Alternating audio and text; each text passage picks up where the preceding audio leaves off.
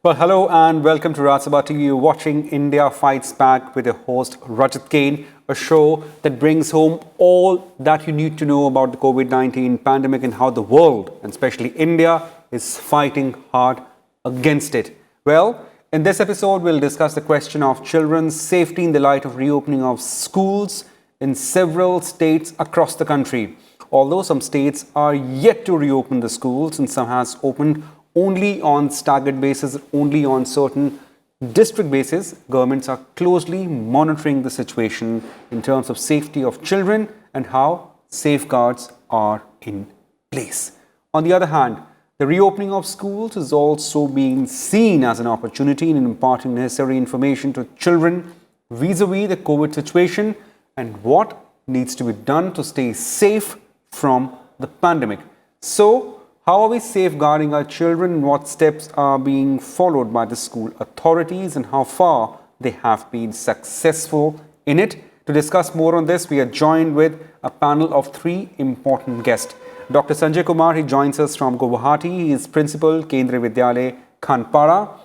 Dr. Shobna Gupta, she is Chief Medical Officer, Department of Pediatrics from Safdarjung Hospital, Delhi. And Katamneni Bhaskar, he is Commissioner and Mission Director, Government of Andhra Pradesh. Well, many thanks for joining us, three of you. It's really good to have all of you in this show. Well, let me start with you, Dr. Shobna Gupta. We're not obviously discussing on the merits of opening the school. That is the government policy and that is decision of the state governments. Now, in terms of the safety of children, where do you see the position of kids and the COVID-19 pandemic? I mean, are they more susceptible to COVID-19 pandemic or, as the experts are saying, children can be major carrier of the COVID-19 virus? Thank you, Rajat, for this opportunity to discuss on a very important topic. Many thanks, As I ma'am. said, regarding the COVID pandemic in children, definitely children are equally affected with the pandemic. More also, we are already 10 months into the pandemic, Right. and most of the children. So, if you talk, there are two aspects to this. One, that the children are at home, they are doing all the activities through e-learning. Secondly, the effect of disease per se on the children. So let's Right. first discuss about the effect of disease per se, the disease, how the disease has affected. So Right. as we have discussed previously also that definitely it is known that children are comparatively less susceptible to the severe disease as compared to the adults. Children get the disease, but it is mainly milder in form in most of the cases. Right. But the important fact here is that they are an important spreader of the disease. They are the carrier of the disease because they viral load. If a child is affected with the disease, the amount of viral load he is carrying into his nose and nostrils secretions is much more than an adult can be carrying. Okay. So whenever the child is going somewhere or he is coming in contact with a vulnerable population, adult population like the grandparents, the or the Right. any other diseased parents, then he is bound to spread the disease to those. So one thing is important thing is that they can be the transmitter of the disease, Right. even if they are not affected. Secondly, the smaller children, the etiquette, if they are carrying a viral load, which is of a higher load, then it's a quite a difficult task with the smaller children, less than 5 years, to follow the respiratory etiquettes. Right. And uh, so important is actually the awareness among the parents because most of the myth in the community is that the children are not affected by COVID. We are Yes. seeing some percentage of the children in less than 5% do come with a severe disease and they get hospitalized. But the important is that even the milder or the asymptomatic children, they need to be contained as well. And all the precautions have to be taken so that they do not spread the disease any further. So Right. it is very Right. common children to have a running nose. So parents might take it very lightly. The child might not have any other symptom, but he is able to transmit the disease through the nasal secretions to the other population. So that awareness among the parents, among the community, among the teachers, that you need to follow the respiratory etiquettes. Children beyond like less than 2 years, children cannot wear a mask. So whatever is important there is, you need to make them aware that they need to hand wash. They can at least hand wash, and even in the 2 to 5 years, 2 to 6 years age group, they can be trained to follow certain respiratory etiquettes and to maintain a social distance, which is actually a challenge in a children less than five Right, years. right, right. Older population, still we can have a better one with Yeah, the yeah. I'll awareness. come back to you, Dr. Gupta. Many thanks for opening remarks. So clearly that you're saying the children are also very strong carrier and they are equally susceptible. Well, let me go off to Dr. Sanjay Kumar. He is principal of Kendriya Vidyalaya from Kanakpara in Guwahati. So, Dr. Sanjay Kumar, Assam happens to be one of the states which has reopened the schools post the lockdown. What are the steps your state, or for that matter, Kendriya Vidyalaya, is taking in terms of safeguarding children? And how are you going about it, sir? Well, so far Kendriya Vidyalaya is concerned, Kendriya Vidyalaya Sangathan is a unique organization, Right. and it has to follow the different guidelines simultaneously, like the guidelines issued by the Government of India, Ministry of Home Affairs, Ministry of Education, as well as we have been asked by the KBS headquarters to incorporate the guidelines of the state in which Yes, the absolutely. Kendriya Vidyalayas are situated. Yeah, yeah. So, on the basis of the different guidelines, SOP is issued at the regional level. We have 25 regions. Kendriya Vidyalaya Sangathan has the 25 regions. So, schools of Assam are in the three regions: Okay. Guwahati region, Tinsukia region, and Silchar region. So, in Assam, we have to follow the guidelines of the Assam government. Okay. Assam government has opened the schools right from one, or even it included the primary, pre-primary schools and the other institutions. But KVS of Assam, Kendriya Vidyalayas of Assam are in positions to open the schools in the graded manner. Okay. The first phase, 9 to 12, though it has been opened partially, it has been running partially, but now KVS may reopen the schools from 6 onward. It depends on the SOP, which would likely be issued from the regional level. But schools are ready to face the challenges. Right. During the lockdown period, the teachers have done tremendous job. Not only they have provided the quality education, but even the teachers have made aware the students, even the parents, about the COVID-19 pandemic and how to behave, how to bring the behavioral changes among the students. So it is a great challenge for us. Really, we are the 4 stakeholders, and we all are equally responsible, like teachers, school management, parents, and lastly, but most importantly, the students. And we have to aware all these 4 stakeholders. So school Right. is ready to reopen by following the hygiene sanitation system Okay. and social distancing, wearing the mask. It is very challenging job for this to maintain, especially small children, how to maintain the social distancing, how to use the face mask properly.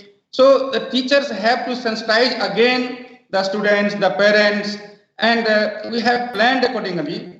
We entire building is being sanitized, Right, and it has been right. decided periodically after 3 days, after 2 days, even after 4 days. It maybe with a regular interval, it may be sanitized. At the opening points, all the gates of the schools must be opened at the time of entry and the exit of the students. The proper teachers should be deployed at that point. Proper management of sanitation system should be there. Even the washroom should be cleaned properly, Right. twice or 4 times in a day. So school is ready to reopen, because we, for a long time, we cannot keep the students as a prisoners in their homes. So students are also very eager to join the schools in the physical mode. and we are also ready to welcome these students. But it is really a challenge, and we are ready to face the challenges. The teachers, especially in the society, are in habit to face the challenges, to aware the students, and we will do the same job. Right, right, right. Many thanks, Dr. Sanjay Kumar, for highlighting the important issues and how your school is gearing up and also elucidating this important point of Kendra Vidalayas across the country are following the central guidelines as well as incorporating the state guidelines. Let me go off to Mr. Katamneni Bhaskar. He's Mission Director, National Health Mission, Andhra Pradesh. Sir, many thanks for joining us in this important discussion. So, as we have two other panelists, Dr. Gupta and Mr. Kumar, they were just highlighting about the kids' position vis-a-vis COVID-19 pandemic and how schools are gearing up for towards bracing up any challenges. So, we have seen, first, like, could you apprise us about situation in Andhra Pradesh and what is there, the state government's SOPs in terms of schools and children? Yeah, thank you for having me in the panel. First of all, we were one of the first states to open up education institutions, because we generally we felt that the feedback from the general parents and all was that children are missing an academic year, and particularly those who are most affected by this were the people coming from the lower social economic strata, where they were missing their education, and then it could have a long-term effect. So it was a calculated decision on our part to open up schools. From the month of November, we have opened up schools. Now all our schools are running, or high schools. The primary schools we are going to open up post the Pongal holidays, which are a big holidays. Anyway, right now this is a holiday season for us. So post this holiday season, the primary schools will also be open. Our experience has been slightly different. Okay. So we had issued proper standard operating procedures for schools, which includes a lot of sanitation arrangements, a lot of cleaning, and maintaining a physical distance in schools. So anyway, the physical activities like playing and other activities are not allowed, but classroom activities allowed. But we are ensuring that physical distance in the classes is also maintained, in a sense that only particular sessions are held. Say in a school, if the class has, say, class 6 to 10th, only class 6 goes on one day, class 7 goes on the other day, and all. That kind of a gap is given, ensuring that everybody attends school, but at the same time, there is no crowding in the school and the class. Okay. And then physical distance within the class is maintained, and 100% masking and hand sanitization is also maintained. But over and above this, surveillance has been our hallmark. So we continue to test the highest in the country, and school children also we continue to do the same thing. Till date, we tested more than 6 lakh children, and about 80,000 teachers have been tested. So in fact, half the children in our schools have already been tested. Teachers have been tested. The positivity rate among the children and the teachers have been lower than the general population. I'll just give you a short example. Yesterday, we tested 20,000 children, and we have 0 positives. So we tested around 1,400 teachers yesterday. We have 2 positives. So the positivity rate is far, far lower than the general positivity rate among the general population itself in the state of Andhra Pradesh. Our positivity today is around about 0.64%. But among children, I look at it, the overall positivity from November till date, when we have opened the school, it is 0.24%, which is far lower than the general population. So this kind of a surveillance activity, the protocol is very simple. We randomly pick up children and teachers from every education institution every day. No exception. I repeat, every education institution every day, randomly a cohort of children, a cohort of teachers are picked and tested. And then if we find even a single positive case, the protocol is simple. We shut down the school for about a week, sanitize the school, and all the children or contacts are traced. We go back to their villages, their homes, their wards. check Right. up from where the infection has come and take proper protocol. And only when we confirm ourselves that yes, the infection has not spread to others in the school and all, then we reopen the school. And this has given us good dividends. See, at one Right. go, we have opened schools. We have taken, in fact, a huge risk compared to many other states Yeah. which didn't open Yeah. schools till date. But at the same time, we don't have much infection. And thankfully, till date, we don't have a single fatality of either a child or a teacher because of opening of educational institutions. So Mr. that Bhaskar. confidently we can say that this surveillance mechanism where we test everybody, test in big numbers, and also ensuring that physical distance is maintained, sanitation arrangements there are in school. See, it's very easy to give a SOP. I've seen the SOPs given by different departments and all. But when it comes to implementation, it's very difficult. In a country like India, simply saying that your toilet should be cleaned, 4 times a day using hypochlorite solution and all, and fumigation is very easy. But where general sanitation, general cleaning of toilets in a normal routine day itself is so That's difficult, true. Yeah. having Yeah. these kind of protocols is really difficult. And if we really want to ensure that we want to achieve the objective of educating children, ensuring they don't lose their school year, but at the same time don't let the infection spread, your SOP has to be implemented 100%. So we used to encounter a lot of problems from different unions, different associations. That this is not possible. This cannot be done and all.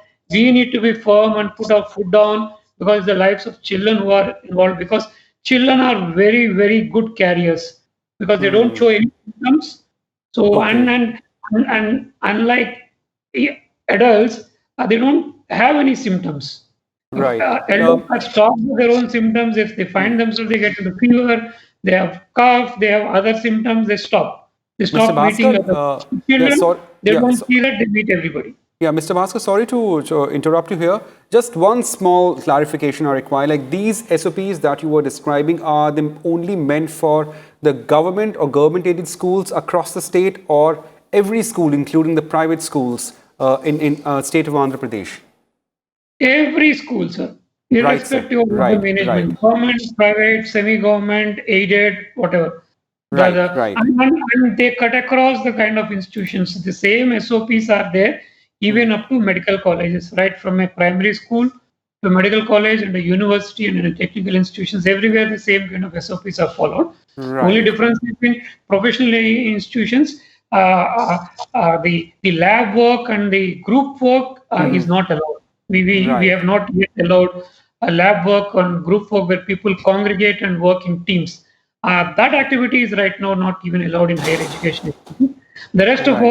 all things happen, and physical activity like PET and physical education is not allowed. Right, right, right. Many thanks, Mr. Bhaskar. I'll just come back to you. Dr. Shobna Gupta, as we have two other panelists and they are basically speaking from the perspective of school. Now, from a doctor's or for that matter, from a parent's perspective, like if we discuss or carry forward discussion, it's not just the school premises itself. It's also about the modes through which we go to school. There are some kids who, of course, are dropped off by the parents, but some of them possibly may not be having those facilities. So, how does one take care of children in that facet using public transport or even cycle rickshaw? Given sometimes schools are just around the corner in the rural belt, to say of. Yeah, very rightly pointed out, Rajat. That is a very pertinent point. That to the how to the transportation to and from the school is very important. Now, if you go to the private schools, even the school which are providing the buses, Buses, there yes. has to be a the social distance has to be maintained. So definitely the norms remains the same. Whether you are traveling in a school bus, you are traveling in a rickshaw, or you are traveling even in a public transport bus. What we can do now, the point is that the child can wear a mask. So even for small children, the parents, that initiative has to come from everyone. If a child is wearing a mask and the crowd is not wearing, then the purpose is gone. So that awareness has to be continued, that everyone has to wear a mask, especially masking during transportation. Absolutely. Secondly, social distancing. To maintain social distancing, it's very easy to say you maintain social distance. But imagine if the bus is carrying a 40-50 people, and in a That's school true. bus, now overnight school cannot increase or double the number of buses. But like Mr. Bhaskar was saying that they have done that staggering, that one day one class is coming, the another day. So some this type of arrangement will be able to take care of these things. That if the half of the students are coming, then definitely at one seat one child would be sitting. And Right. even in the rickshaw which are provided by the school, the number of children, normally if you see the buses or the rickshaws which are carrying the school in the normal scenario, if you have seen, they carry a lot of children at one time, and the children are just stuck with each other. So that pattern, that guidelines are already there, but to follow them is equally important. That has to be come from the parents side also, that Right. when if the child is coming in a private transport, or a child is coming through a auto rickshaw which is being hired, so that social distancing, at least a distance of 6 feet is recommended. So if not that much, at least 3 feet, at least there should be a one alternate seat should be empty. So that effort has to come. We can't help it. And thirdly, the hand washing, to carry the alcohol sanitizer. So to make children just play a great role in making aware teachers as well as parents, in making children aware that what are the points when they have to actually sanitize the hand. If we keep on children, sanitize the hands, he is not aware. So we have to specifically tell them when you are entering the school, when you are leaving the school, when you are coming after the washroom, or you are sitting with, you are coming entering the school. So obviously you are leaving some place. So what are the entry and the exit points where the child actually should use the sanitizer? And Right. obviously, according to the guidelines, it is a mandatory for a thermal screening and a sanitizer, but it has to be followed also. Actually, what happens gradually, that fatigue comes. These things are followed, and so this awareness, the effort has to come from everyone. So, and as per for transportation, for formite, in evidence is not that much. So it is mainly the respiratory transmission. So, and if at all the child has any symptom, or anyone in the family is showing any symptom, then to make the child sit at home and not to send school. And even the teachers and the staff, the non-teaching, there are so much staff, there are drivers, there are helpers.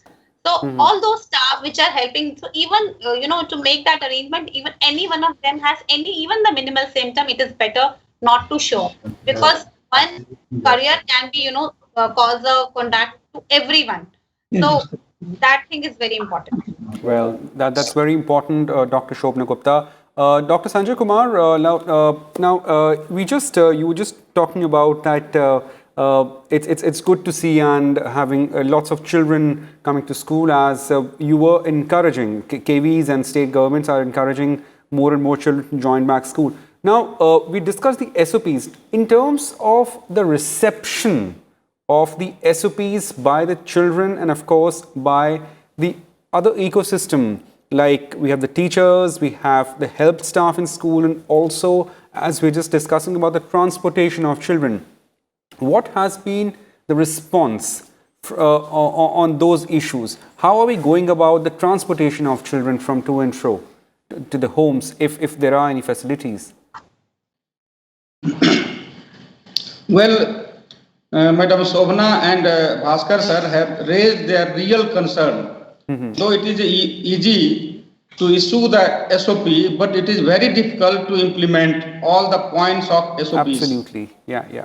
And really, it is very difficult job, especially in Kendriya Vidyalayas, because Kendriya Vidyalayas generally do not provide the transportation Right. to the children. So, by following the neighboring school concepts, the KVs give the admission of the children. So, the role of parent is very important in this scenario. How to bring the students to the schools. Even in school, SOP or the social distancing norms and sanitation norms or mask norms are equally applied for all the staff, the service staff, the clerks, the teachers, even the cleaning staff. It is being applied for all. Otherwise, if anybody is exempted for following the norms of SOP, Right. then it will be meaningless. So Right. KB is planning to follow the social distancing norm by dividing the each section into two parts to call 50% of students in a particular day, so that even the classroom contains single desk system, only 6 feet distance must Okay. be followed. If the bench system is there, only one student should be allowed to sit on the designated seat in that classroom. In every classroom, the sanitizer should be provided. And Right. as Madam explained very nicely that how and when to use the sanitizer to the students, it is very important. So making aware of the children and parents, even the teachers and other staffs is very important. Right. And Right. by Right. even if we are able to aware these stakeholders, will be successful certainly. Right, right, right. Dr. Sanjay Kumar, many thanks for joining us. Just last point to you, Mr. Bhaskar, as we are about to close the show, very briefly, how important do you see the role of schools and teacher is there in terms of fighting this pandemic, especially in terms of imparting information and correct information? Very briefly, sir. I'm just short of time. Please, sir. Yes, sir, it's quite important because children are very fresh minds, Right. Any information which is, you need to imprint on their mind, it's quite easy to do on them. And they also become a lot of influences on their parents and all. They go back and tell that this has been taught to us, this is the way it should be there. So basically on hand hygiene and on the social distance and all, we also use children to spread this message. And like Shobna Gupta ma'am was saying regarding the issue of it's not only important to do hand sanitation, but how to do it. So we use a different kind of methodology where we teach children in the form of a song, which they by heart, they know by rote. The song clearly tells them when to sanitize, how to use the hand sanitizer, why it is important and all. So this now it is already ingrained into them. So this kind of a behavioral change in children is very much possible, which if I teach, adults a song today and, use it to inculcate a behavioral change, it is not just possible because Right. they Absolutely. become a little older than that. So children are very important carriers of the IEC, and yeah, definitely we definitely use them, and they learn. It is very heartening. I go to some school and all. I find that 100% in schools, all the children wear masks all the time, so the compliance is very high. Right. Because of Right. our minds, as compared to older people, where we many times find, compliance is lower, and then defiance to the norms is generally there. Right, right. Thank Many thanks, Mr. Bhaskar, and extremely thankful to three of you for joining us and throwing light upon this extremely important topic. I'm sorry, time is short, otherwise we would have discussed it even further. Thank you, Dr. Sanjay Kumar. Thank you, Dr. Shobna Gupta, and thank you, Mr. Katmaneni Bhaskar, who's joined all the way from Andhra Pradesh. Well, before we leave, a small appeal from RSTV to all our viewers. Please follow COVID-appropriate behavior. Keep wearing a face mask, keep washing your hands, and also maintain physical distancing. Remember, these are the small little things that can be used to defeat this pandemic.